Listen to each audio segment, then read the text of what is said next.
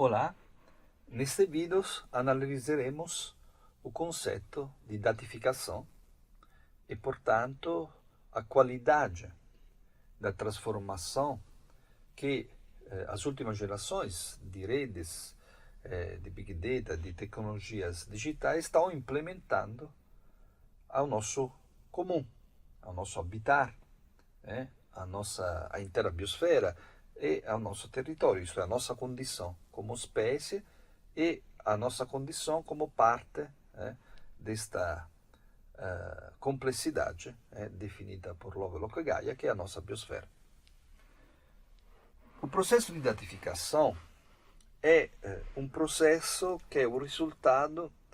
das transformações produzidas pela elaboração, pelo processamento e pela capacidade de reprodução automatizada dos data criada pelos próprios Big Data. Nos outros vídeos apresentamos os Big Data como um novo tipo de dados,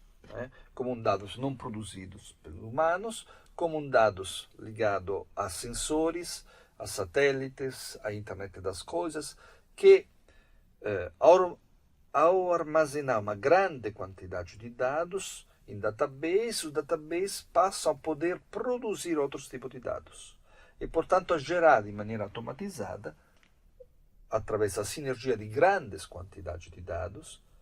diferentes por volume, por variedades e por velocidade de qualquer outro tipo de dados estatístico, passam a gerar uma grande quantidade infinita de dados. O acesso a esses dados é possível por software, por algoritmos e, portanto,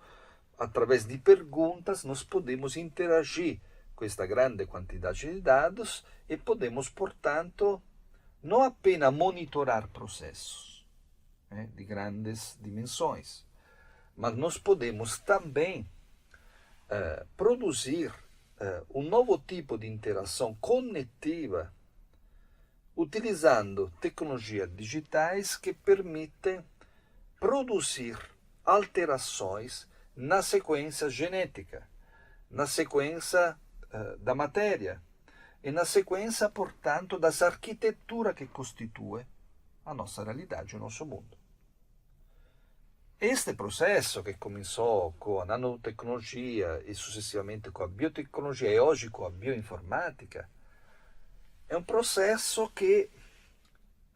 para analisar o qual, é preciso superar um dos pressupostos epistêmico e cognitivo próprio do Ocidente, que é a ideia da separação do humano da técnica e da natureza. A ideia da criação de três esferas separadas. A esfera humana, orgânica, a esfera da natureza, também orgânica, nas suas diferentes formações, vegetais, orgânica, etc., e a dimensão também da técnica, entesa como instrumentalidade. O terceiro milênio nos impõe uma alteração e a superação dessas três categorias e a construção de uma hibridação. Hoje, pelas tecnologias digitais, a dimensão física, a dimensão biológica e a dimensão digital se compenetram e produz um outro tipo de realidade, produz um novo tipo de natureza, que não é o resultado apenas de uma artifício, isto é, de uma produção artificial, produzida pelo humano, pela tecnologia, nem é apenas um processo natural, porque obviamente é ligado à conectividade, à sinergia que são produzidas. Portanto, não é apenas um fazer do homem, nem um fazer apenas natural, que acontece de maneira casual. A datificação, portanto, podemos definir-la como uma passagem fundamental da uma ideia de mundo, onde existe água, floresta, entendida como realidade externa e, portanto,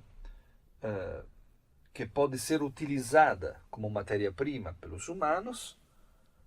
e como, em definitiva, passa a assumir a condição de mercadoria com a sociedade capitalista, para um outro tipo de mundo, né? No qual a nossa realidade é produzida, exatamente como a sequência da dupla hélice do DNA, para uma sequência de dados. E, portanto, para um tipo de realidade onde é possível criar transformações alterando a sequência desses dados. O mundo deixa de ser uma realidade objetiva e apenas material e se torna um mundo a N possibilidade. Se torna um mundo onde a posição e, portanto, a sequência é mais importante que ou passa a determinar a própria matéria. Esta, obviamente, é uma transformação que nos obriga a uma alteração conceitual muito profunda e que remete a um conjunto de exemplos de realidade que estão acontecendo. O mais conhecido nesse momento é a carne cultivada, né? Ou seja, o processo de criação de carnes animais produzida através da construção, a proliferação de sequência biológica, genética, pegada, adquirida por extração, por uma biópsia de um animal, de uma parte de um animal, que passa a ser duplicada geneticamente com processamento de dados e cultivada em determinados contenedores, que passa a se reproduzir e a recriar, portanto, carnes orgânicas. Esta forma nova de cultivo é o resultado da hibridação entre a esfera biológica, a esfera técnica, a esfera material e a esfera dos dados. E, portanto, é a produção de um mundo que não é nem o mundo natural, nem o mundo artificial, mas que a partir do mundo natural passa a produzir, exatamente como fez a agricultura, uma produção em série criada por uma nova forma, por uma nova maneira que não é aquela que nós conhecemos até então. Esta ideia de hibridação entre o mundo humano, o mundo da natureza e o mundo dos big data, o mundo digital, obedece também ao conceito desenvolvido pela filósofa Donna Haraway, que é o conceito de simpoiese. A palavra simpoiese é o contrário da palavra autopoiese, que nós citamos quando falamos da ideia ocidental de cidadania, que pensava que o humano era um sujeito autônomo, autopoiético, ou seja, capaz sozinho de determinar a própria história e a própria transformações. Donna Haraway, em um texto muito famoso, Stay with the Trouble, que foi recentemente traduzido no Brasil, identifica a condição biológica, não somente do humano, mas de cada espécie, do nosso planeta, como uma dimensão simpoiética, ou seja, como uma dimensão coletiva. Nada no mundo, diz Donna Haraway, é autopoiético. Nada é separado. É necessário assumir o nosso parentesco com os vírus, com as bactérias, com as florestas, com o clima, com os algoritmos e com o software. O termo simpoiese indica esta condição coletiva e não autônoma de qualquer tipo de entidade. A condição do processo de identificação é uma condição de parentesco com todos os organismos vivos, com toda a biosfera, com bactérias, com vírus, mas também com tecnologias. A condição humana não seria tal sem o processo de conexão e de contínua transformação que produzimos a interagir, ao nos conectar com diversos tipos de tecnologia.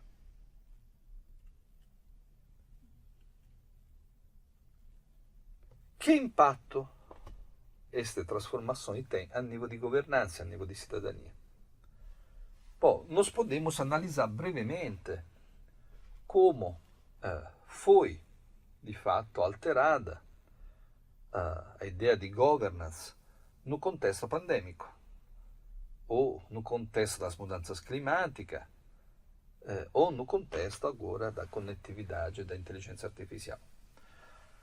Analisando brevemente a governança pandêmica, nós podemos observar nos anos passados como, com o advento da Covid-19, com a disseminação do vírus, nós tivemos todo o governo do mundo que abdicaram, obviamente que antes ou depois, mas abdicaram o seu poder decisional na mão de equipe de cientistas. Era uma equipe composta por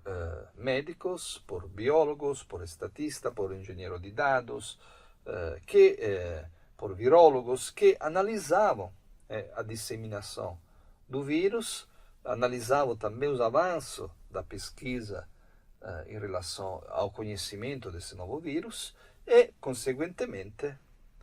repassavam informações para o governo poder emitir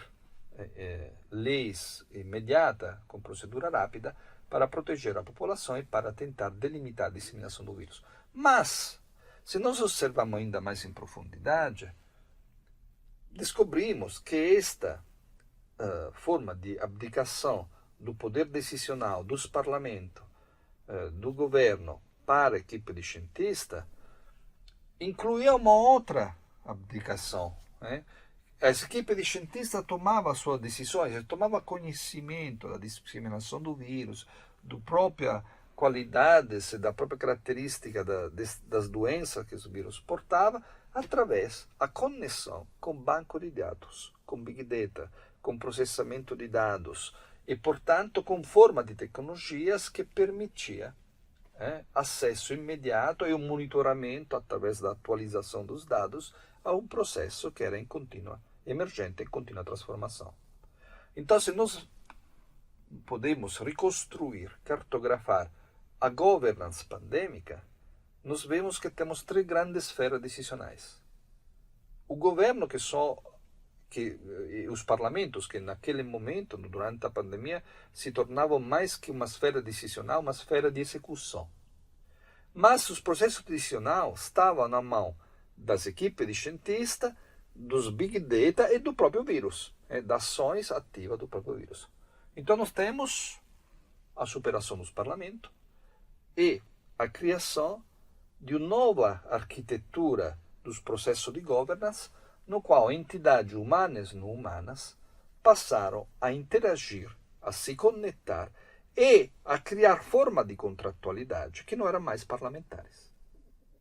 mas que implicava arquiteturas digitais, implicava processamento de data, implicava também atividades de entidades orgânicas, de biodiversidade e também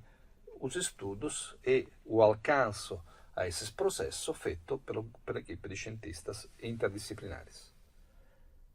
Se nós observamos governança climática, que é o que acontece nos últimos anos, em qualquer cidade do mundo, onde há equipe especializada e verba também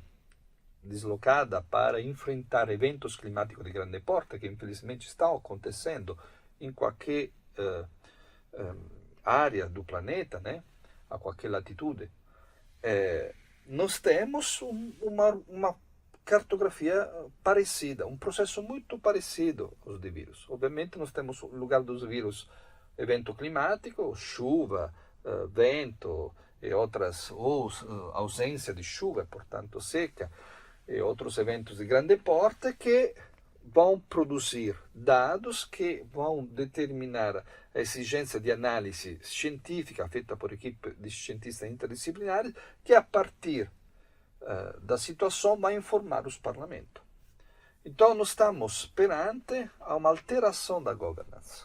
e da própria ideia de governance. Essa alteração está caracterizada por alguns elementos. Primeiro, a perda do controle do humano sobre o mundo e sobre a realidade. O mito ocidental que pensava que o homem dominasse a natureza, ou que pensava que o homem dominasse a técnica. Como nos mostra a inteligência artificial, não há a possibilidade de pensar que o humano seja o dominador, nem da técnica, nem da natureza. Ao contrário, nos deparamos hoje, nos despertamos desses sonhos, deste mito que o Ocidente criou, que o Aristóteles pensou e que marcou toda a história do Ocidente, e nos encontramos num mundo pandêmico. Nos encontramos em um mundo em transformação climática, em aquecimento global. Nos encontramos em um mundo em grande parte produzido por tecnologias automatizadas. E nesse contexto, o humano se torna apenas um dos atores, e não o único ator, como pensou a ideia de cidadania ocidental. Essa transformação remete, portanto, à necessidade também de repensar a ideia de governance a partir de uma concepção que é analisada e nomeada por diversos autores em diferentes teorias. O Bruno Latour fala de parlamento das coisas, ou seja, de um tipo de parlamento no interior do qual entidades humanas e não humanas passam a interagir. Somente que na perspectiva de Bruno Latour, o humano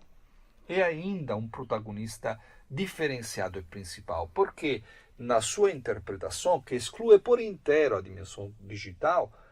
o humano passa a interagir com os não humanos, e portanto com o clima, com a biosfera, com as florestas, com os oceanos, através de um processo de tradução feito pelos porta-vozes, que podem ser os cientistas, que podem ser entidades de ativismo ambiental, etc., que vão pressionar os parlamentos, levando às instâncias dos não humanos. A dimensão, a importância do porta-voz e desta mediação de tradução prevista por Latour. Um outro conceito é o conceito de contrato natural, elaborado pelo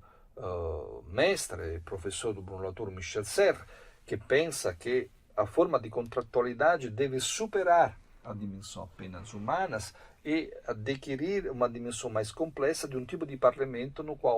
interior do qual sejam incluídos as plantas, as florestas, os animais, etc. Outros atores que foram excluídos da cidadania, da ideia ocidental de cidadania. Ou a mesma ideia de cosmopolítica de Isabel Stenger, pensada, elaborada a partir de formas de complexidades emergentes, no interior do qual há sempre uma disputa política entre entidades humanas e não humanas, instrumentos, tecnologias, etc., que produz um novo tipo de complexidades continuamente necessitante de restabelecimento desta contínua forma de contratualidade. A minha contribuição, a diferença desses autores, não existiria outro, penso ao conceito de imunidade de Espósito e outros autores ainda, é que neste processo, nesta forma, nesse desafio de pensar a governança do terço milênio, que é obviamente uma governança que põe, é uma ideia de cidadania que põe em forma conetiva entidade humana e não humanas, é necessário incluir a dimensão digital, a dimensão dos data, a dimensão tecnológica, mas não como uma dimensão instrumental. O processo de digitalização, pela própria datificação, pelo próprio processo de poder produzir alterações à própria estrutura da matéria, alterações ao próprio estatuto da natureza, se torna um ulterior ator extremamente poderoso, que não aparece como um instrumento que o humano controla e domina, mas ao contrário, aparece exatamente como o clima, como o vírus, como entidades emergentes poderosas que não somente transformam a realidade, mas que têm um impacto muito forte na nossa forma de conhecimento, na nossa forma de percepção e também na nossa forma de poder interagir com o mundo inteiro, com as diversas realidades que compõem a nossa complexidade. Então, a ideia de cidadania digital, elaborada e expressada também num manifesto assinado por diferentes autores de diferentes países, que é o Manifesto para a Cidadania Digital, expressa a fim de uma dimensão apenas humana e política de controle do sujeito histórico humano sobre o mundo e sobre a técnica e o aparecimento de um novo horizonte, no interior do qual, pela tecnologia digitais, entidades diversas, florestas, rios, oceanos, animais, pessoas, passam a poder criar forma de conectividade que pode ser, obviamente, mais adaptativa e, portanto, da um ponto de vista biológico, permitir a proliferação e a continuação da espécie humana e das demais espécies no decorrer do tempo, ou, ao contrário, pode ser, se si fonda in uma dimensão ainda antropocêntrica, in uma dimensão ainda di permanecimento di un'idea di separazione entre umana, tecnica e natureza e, portanto, da ilusão do domínio do humano sobre o mundo, se tornerà, ao contrário, o contexto no interior do qual desaparecerá a espécie sapiens, porque será responsável da perpetuação de forma não biologicamente inteligente, não adaptativa, ma predatória, que pensam a partir da ilusão da centralidade do humano que toda a realidade é apenas mercadoria, instrumento que pode ser utilizada para o benefício exclusivo e único do nosso egoísmo e da nossa ideia di supremacia da nossa espécie.